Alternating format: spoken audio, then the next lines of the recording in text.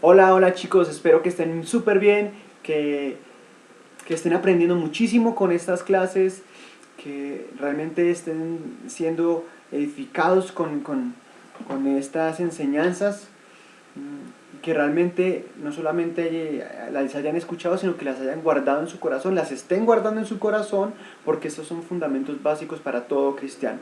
¿Sí? Vamos a seguir con con la clase de hoy, que es la continuación de la anterior, que porque en la anterior hablábamos de la doctrina de Cristo, la dejamos en la mitad. Vamos a terminar hoy esta clase, que es la doctrina de Cristo. En la primera parte vimos por qué Jesús vino a la tierra, por qué, eh, eh, por qué murió por nosotros, por qué, cómo se hizo maldición por nosotros, Él se hizo maldición por nosotros, cómo Él recibió adoración, y demostró que él era Dios. Mientras estuvo acá en la tierra demostró que Él era Dios y también recibió adoración como Dios. Él fue 100% hombre, pero también fue 100% Dios. Eh, y bueno, hoy vamos a seguir con el otro tema, que es la crucifixión, la muerte y la resurrección de Jesús. Así que eh, espero, apunten y tengan sus Biblias, porque vamos a tratar un tema muy profundo espiritualmente hablando. ¿Listo? Así que vamos a ver, listo, la crucifixión de Jesús. ¿Por qué Jesús tenía que morir en la cruz? Como muchos ahora cuestionan por qué, o siempre han cuestionado por qué Jesús tenía que morir en la cruz. ¿Sí? Porque Jesús simplemente no murió de otra forma, o porque Dios no salvaba a la humanidad de otra forma. ¿Por qué tenía que morir Jesús? ¿Por qué tenía que morir su Hijo en la cruz? ¿Por qué tenía que morir de esa forma tan salvaje, de esa forma tan fuerte tenía que morir? ¿Y por qué de esa forma, y no siendo Dios simplemente perdonaba a la humanidad y ya? Bueno, esto tiene un porqué realmente, y es porque en la ley Dios estableció que tenía que haber un sacrificio por los pecados. ¿Sí? Simplemente Jesús vino a cumplir la ley para que Él, a través de su muerte y su resurrección, el hombre ya no viviera bajo la ley, sino bajo un nuevo periodo que se llama la gracia. Vamos a vivir, o estamos viviendo, bajo ese nuevo periodo que se llama la gracia. Antes los hombres tenían que buscar intermediarios para comunicarse con su Padre, con Dios, ¿sí? A través de un sacerdote. El sacerdote como que ofrecía un sacrificio por los pecados de las personas, ¿sí? Pero ahora el hombre, a través de la muerte de Jesús en la cruz, ¿sí?, y su resurrección, ahora tenemos un camino directo al Padre. Podemos comunicarnos directamente con el Padre. Tenemos una relación con nuestro Dios. Antes sacrificaban animales para que se cubrieran sus pecados, pero ahora Jesús ofreció su sangre para que nuestros pecados fueran quitados. Simplemente Jesús vino para cumplir la ley, pero también para terminar con ella, en el sentido de que ya no vivimos bajo la ley, sino bajo la gracia, bajo el amor de Jesús, bajo el camino que es Cristo. ¿Listo? Entonces vamos a entrar en materia. Vamos a leer el capítulo número 9 de Hebreos. Hebreos 9, desde el versículo 6. Dice así: así dispuestas estas cosas, en la primera parte del tabernáculo entran los sacerdotes continuamente para cumplir los oficios del culto. Aquí el autor de Hebreos nos está diciendo que los sacerdotes antes, cuando existía el templo, entraban en la primera parte del tabernáculo. El tabernáculo tenía divisiones, y en una parte del tabernáculo, en la primera parte, entraban solamente los sacerdotes y hacían su oficio de sacerdote, lo que tenían que hacer como sacerdotes. Pero en la segunda parte del templo, que era el lugar santísimo, donde estaba el lugar santísimo, ahí solamente entraban los sumos sacerdotes. Pero bueno, vamos a seguir leyendo. La primera parte, entraban los sacerdotes normales, porque eran sacerdotes y sumos sacerdotes. Así que en la primera parte, solo ellos, los sacerdotes. Dice en el versículo 7, pero en la segunda parte, solo el sumo sacerdote, una vez al año, no sin sangre, o sea, iba con sangre, la cual ofrece por sí mismo y por los pecados de ignorancia del pueblo. Al parecer, cuando escribieron este libro, existía el templo, todavía existía el templo.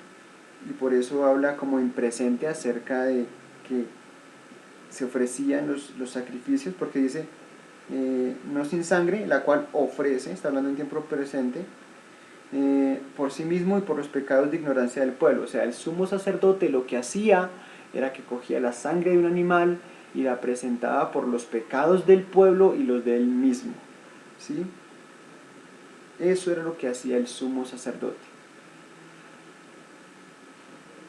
dando el Espíritu Santo a entender con esto que aún no se había manifestado el camino al lugar santísimo, entre tanto que la primera parte del tabernáculo estuviese en pie. Entonces, lo que está dando a entender aquí es que aún no había una verdadera entrada directa al lugar santísimo, que era donde habitaba Dios, o sea, una relación directa con Dios, con el Padre. Entonces, dice en el versículo 9, lo cual es símbolo para el tiempo presente, según el cual se presentan ofrendas y sacrificios que no pueden hacer perfecto en cuanto a la conciencia al que practica ese culto. ¿Qué es lo que está diciendo aquí? Que los sacrificios que se ofrecían en ese tiempo no hacían perfectos ni limpiaban la conciencia del que ofrecía ese culto. Entonces, simplemente, como les dije, cubría el pecado, la sangre cubría el pecado, pero no lo quitaba. Es decir, la gente cometía un pecado y lo presentaba, pero ya era como que si detuviera la ira de Dios hacia él. Pero seguía ahí la conciencia de pecado, vivían todavía bajo sus pecados, en su naturaleza pecaminosa. Es decir, ellos no podían nacer de nuevo, ellos todavía vivían bajo la ley, ¿sí? Bajo los deleites de su carne, bajo los impulsos de su carne, y no podían someter su carne, ¿sí? Porque no habían nacido de nuevo. Solamente se pueden hacer de nuevo a través de Cristo. ¿Listo? Versículo 10 dice, ya que consiste solo en comidas y bebidas de diversas abluciones y ordenanzas acerca de la carne impuestas hasta el tiempo de reformar las cosas. O sea, lo que antes se hacían un montón de rituales, ¿sí? Para poder como tener el perdón de los pecados. Entonces la ley consistía en hacer muchos rituales para hacer o agradar a Dios, ¿sí? Y para recibir el perdón de Dios. Entonces lo que está diciendo acá el autor es que esos sacrificios, esos rituales no hacían perfectos a nadie, no quitaban la conciencia del pecado a la gente, no hacían, como dice acá, no pueden hacer perfecto en cuanto a la conciencia al que practica este culto. O sea, la gente todavía vivía bajo sus pecados, no podía haber una transformación en sus corazones, porque simplemente era un ritual, ¿sí? Tradición. Las tradiciones no nos acercan a Dios. Las tradiciones no hacen que yo pueda transformar mi corazón. Solamente una relación con Dios puede transformar mi corazón. Mira lo que dice ahora aquí en versículo 11.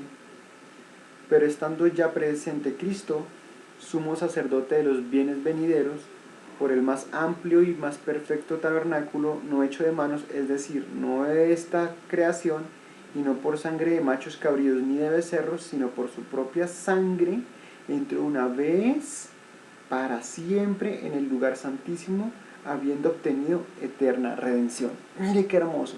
Los sumos sacerdotes antes entraron una vez al año para presentar los sacrificios por el perdón de los pecados de él mismo y del pueblo. Una sola vez al año entraban, una sola vez. Y tienen que entrar año tras año para ofrecerlos por los pecados de él y los del pueblo. Pero mire que acá dice que Jesús, en el tiempo presente, sumo sacerdote, Jesús es el sumo sacerdote de nosotros, ¿sí? Entró en el tabernáculo, o sea, ¿entró en el qué? Entró al más amplio y perfecto tabernáculo, o sea, entró no un tabernáculo hecho por manos, como lo hacían los sacerdotes. Los sacerdotes entraban en un templo, en un tabernáculo hecho por manos, pero Él llegó ¿a dónde? Al Padre con su sangre, presentar esa sangre al tabernáculo verdadero, ¿sí? Porque el tabernáculo que hubo acá en la tierra fue una copia del que había en el cielo. Así que Jesús con su propia sangre, no con sangre de animales, sino con su propia sangre, ¿sí? Entró una vez, dice acá en el versículo 12, entró una vez y para siempre en el lugar santísimo, habiendo obtenido eterna redención. Y voy a mirar acá como lo dice en la versión internacional. Dice, no lo hizo, dice, entró una sola vez y para siempre en el lugar santísimo. No lo hizo con, ¿dónde? Al lugar donde, en el altar donde está la presencia de Dios, donde está Dios mismo. No lo hizo con sangre de machos, cabríos y becerros, sino con su propia sangre, logrando así un rescate eterno. Es hermoso eso. Por eso Jesús murió en la cruz, para que ya no se hicieran más sacrificios de animales, porque esos animales eran, pues, no eran perfectos, eran animales.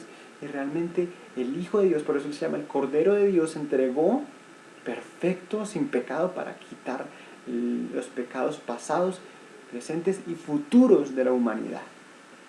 ¿Listo? Eso fue, por eso murió en la cruz. Y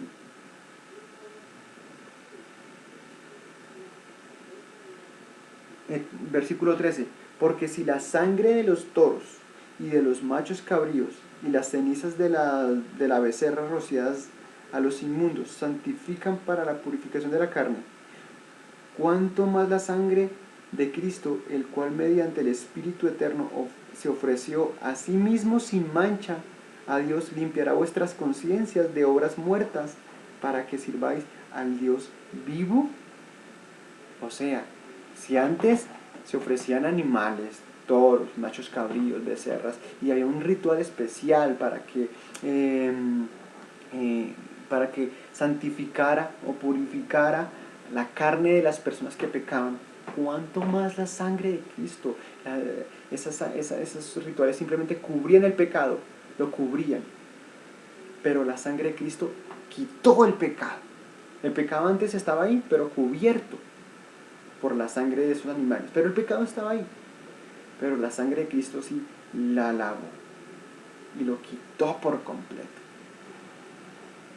Quitó por completo el pecado, para siempre. Pero ya vamos a ver la profundidad de eso.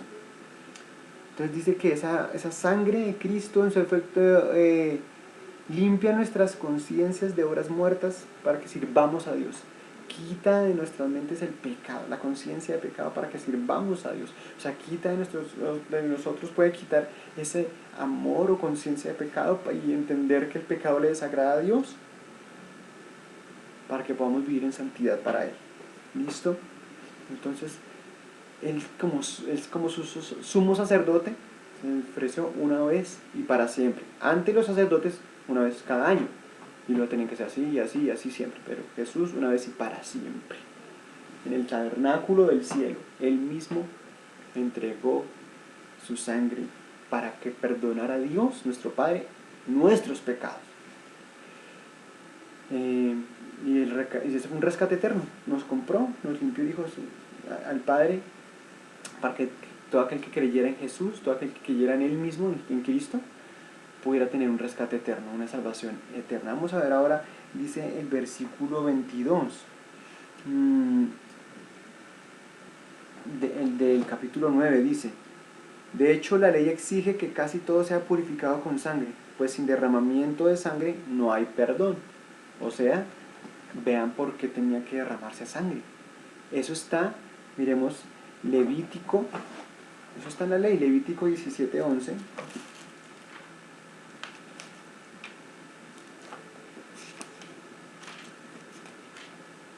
Dice: porque la vida de la carne está en la sangre, y yo os la he dado para hacer expiación sobre el altar por vuestras almas, y la misma sangre hará expiación de la persona.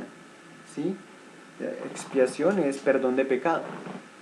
O sea, antes en el Antiguo Testamento Dios estableció que la vida, o mejor dicho, Dios estableció que la vida está en la sangre. O sea que Jesús derramó su propia vida, su sangre, su propia vida, la derramó para limpiar nuestros pecados. O sea que, porque dice acá en Hebreos, pues sin derramamiento de sangre no hay perdón. O sea, si Jesús no hubiera muerto en la cruz y no hubiera derramado su sangre, no hubiera perdón de pecados para la humanidad.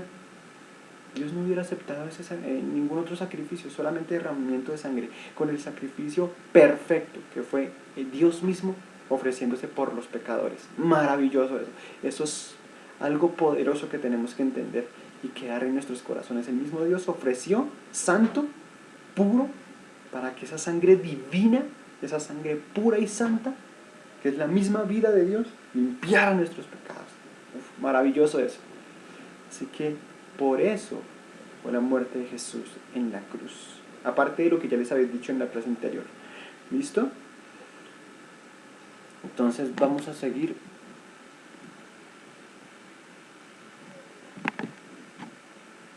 Aquí tengo mis apuntes y versículos. Bueno, entonces, ¿qué pasó en su muerte? ¿Qué pasó en su muerte? O sea, ¿qué pasó cuando Él murió? ¿Qué pasó cuando Jesús murió?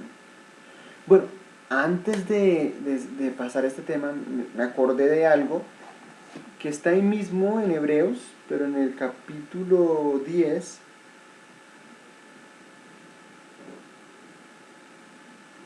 mire lo que aquí reafirma un poco lo que estamos estudiando. Dice, en el versículo 10, capítulo 1, dice, la ley es solo una sombra de los bienes venideros y no la presencia misma de esas realidades. Por eso nunca puede, nunca, la ley, nunca, vivir bajo la ley, nunca, mediante los sacrificios que se ofrecen sin cesar, año tras año, hacer perfectos a los que adoran. O sea, a través de la ley, a través de las obras de la ley, nadie podía hacer, no podían, esos sacrificios que se hacían, no hacían perfectos a los que hacían esos sacrificios, a esos rituales, ¿sí?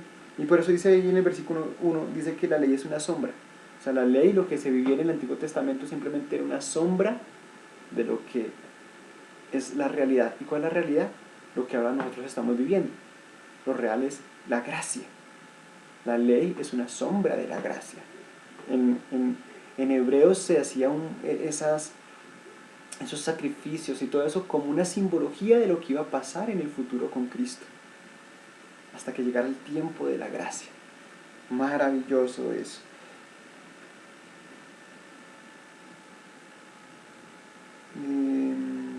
Dice, de otra manera, no habrían dejado ya de hacerse sacrificios, pues los que rinden culto, purificados una vez por todas, ya no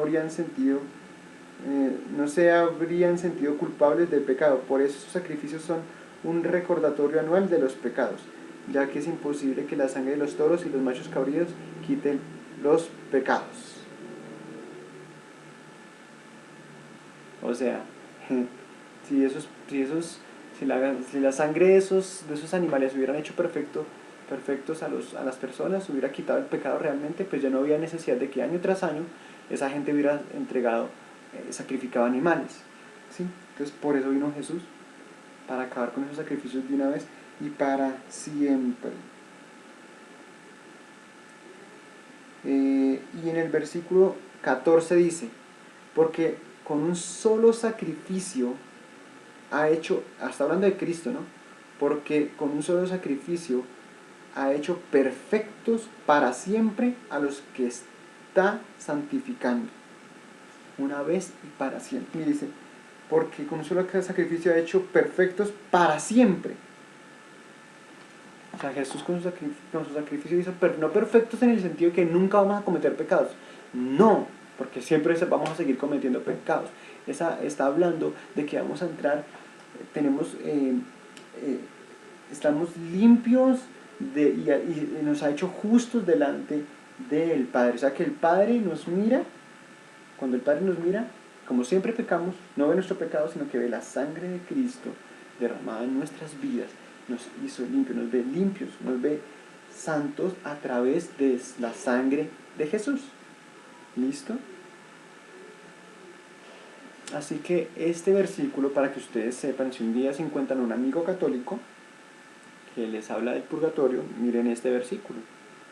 Que la doctrina del purgatorio, que habla acerca de que la gente tiene que entrar en un estado, en un momento de purificación para poder entrar al cielo, que porque al cielo no se entra con pecado. Pues bueno, aquí está aboliendo, destruyendo esa doctrina del purgatorio, porque con un solo sacrificio ha hecho perfectos para siempre.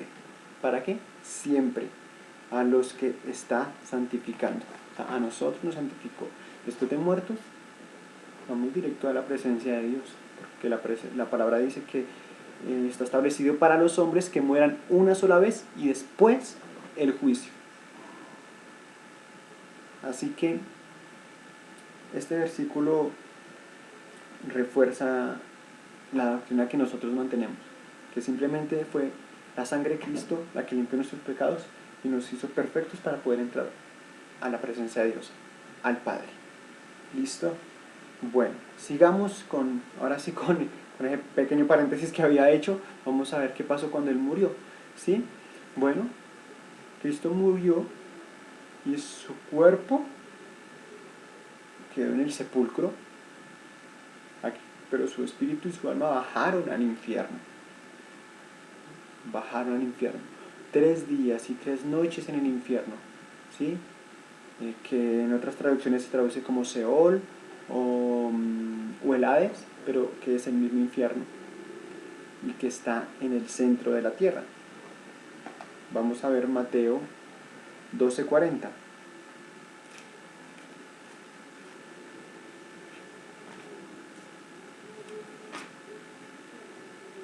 Mateo 12:40 dice: porque así como 3 días y 3 noches estuvo Jonás en el vientre de un gran pez, también 3 días y 3 noches estará el Hijo del Hombre en las entrañas de la tierra. Entonces ya sabemos dónde queda el infierno, ¿no?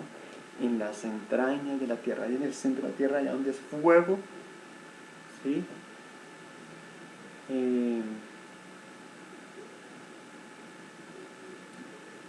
Es donde queda el infierno. ¿Listo? Entonces ahí estuvo Jesús 3 días y 3 noches, en el Hades, en el Seol, o en el infierno. Es el mismo nombre, en diferentes, uno el griego, el otro arameo, y pues el infierno pues traducido al español. ¿Listo? Vamos a mirar Primera de Pedro, capítulo 3, versículos 18 al 20.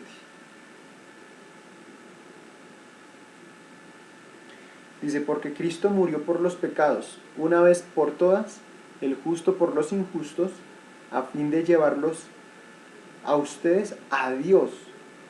¿Sí? Cristo murió por nuestros pecados, para limpiar nuestros pecados, el justo por nosotros los injustos, a fin de llevar a estos injustos a hacernos justos, para llevarnos justos delante de Dios. Es un poquito enredado, pero sí, o sea, Jesús a través de su justicia nos hizo justo a nosotros, para que pudiéramos ir a Dios. Él sufrió la muerte en su cuerpo, pero el Espíritu hizo que volviera a la vida. Por medio del Espíritu fue y predicó a los espíritus encarcelados que en los tiempos antiguos, en los días de Noé, desobedecieron cuando Dios esperaba con paciencia mientras se construía el arca. En ella solo a pocas personas, 8 en total, se salvaron mediante el agua. Entonces dice que fue y predicó a los espíritus encarcelados. ¿Sí? Fue y predicó a la gente que estaba en el infierno, a las personas que estaban en el Hades. Fue y predicó. ¿Y después qué hizo? Este es un tema muy profundo, pero bueno, vamos a mirar qué más hizo. dice que fue y tomó las llaves del infierno y de la muerte, ¿sí?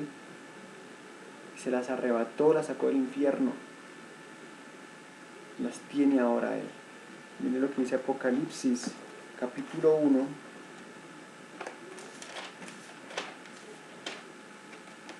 Apocalipsis, capítulo 1, versículo 18. Dice: y el que vive, estuve muerto, pero ahora vivo por los siglos de los siglos, y tengo las llaves de la muerte y del infierno. O sea que Jesús ahora es el que tiene las llaves de quien decide quién muere, cuándo muere, en qué momento muere. Él es el que tiene las llaves porque Él mismo tomó esas llaves y por medio del Espíritu Santo resucitó. Resucitó. Eso fue lo que hizo Jesús. Bajó al infierno, tomó las llaves del infierno, peleó por esas llaves y las tomó. Y vino y tomó posesión de esas llaves. Y ahora Él es el dueño. Él dice, por eso Él dice, yo soy el camino, yo soy la resurrección y la vida. El que cree en mí, aunque esté muerto, vivirá. ¿Por qué? Porque Él no permite que nadie muera si está con Él. ¿Listo? Eso fue lo que pasó, bajó al infierno. En esos 3 días bajó al infierno, predicó a los espíritus encarcelados, a los espíritus cautivos, y declaró allá en el infierno, en el Hades, que Él era Dios, que Él era el Salvador, lo demostró con poder y tomó esas llaves, y ahora Él es el Rey de Reyes y Reina, y Él es el que tiene en su mano el poder de la vida y de la muerte. Ese es Jesús. Eso fue lo que hizo cuando murió. Y después resucitó por medio del Espíritu Santo. ¿Sí? Por medio del Espíritu Santo. Él resucitó y ya vamos a ver qué pasó. ¿Qué pasó en su resurrección? Pues Él simplemente se resucitó, presentó esa sangre preciosa en el altar, como lo habíamos leído, se sentó a la diestra del Padre. Pero antes de sentarse a la diestra del Padre, pues miremos qué hizo Jesús en su resurrección. Miremos 1 Corintios, capítulo 15, versículo 3 al 7. Dice: porque ante todo les transmití a ustedes lo que yo mismo recibí, que Cristo murió por nuestros pecados, según las Escrituras, que fue sepultado, que resucitó al tercer día, según las Escrituras, y que se apareció a Cefas. Cefas es Pedro, y luego a los 12.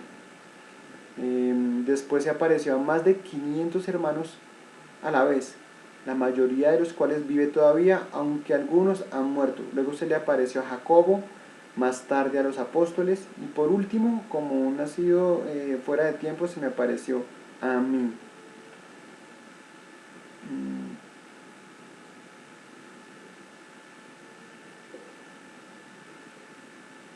Entonces está hablando de que Jesús resucitó y pues, se le apareció a los discípulos, ¿sí?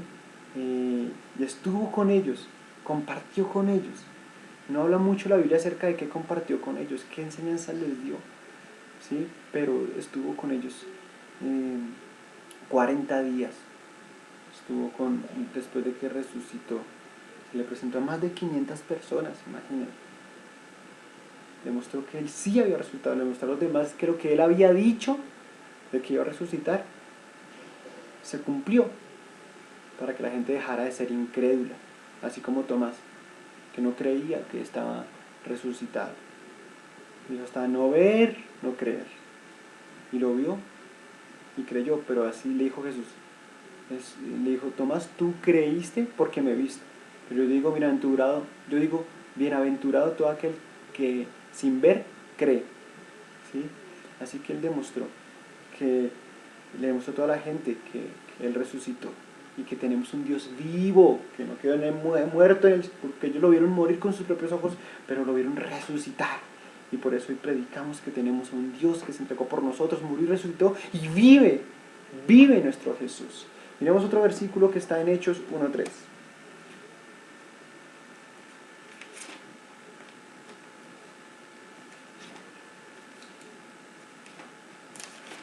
Dicen, después de padecer la muerte, se les presentó dándoles muchas pruebas convincentes de que estaba vivo. Durante 40 días, lo que les había dicho, 40 días, se les apareció y les habló acerca del reino de Dios. ¿De qué les estaba hablando? Del reino de Dios. De lo que iba a pasar en el futuro, de cómo se iba a establecer el reino de Dios en la tierra. Les habló de cómo vivir para el reino de Dios. Estaba hablando de eso. Les compartió les predicaba acerca del reino de Dios, del reinado de Dios. Una vez, bueno, ya está ahí. Entonces, eso fue lo que hizo. Resucitó y se le apareció a los discípulos y les predicó acerca del reino de Dios. Les compartió que Él era el reino de Dios.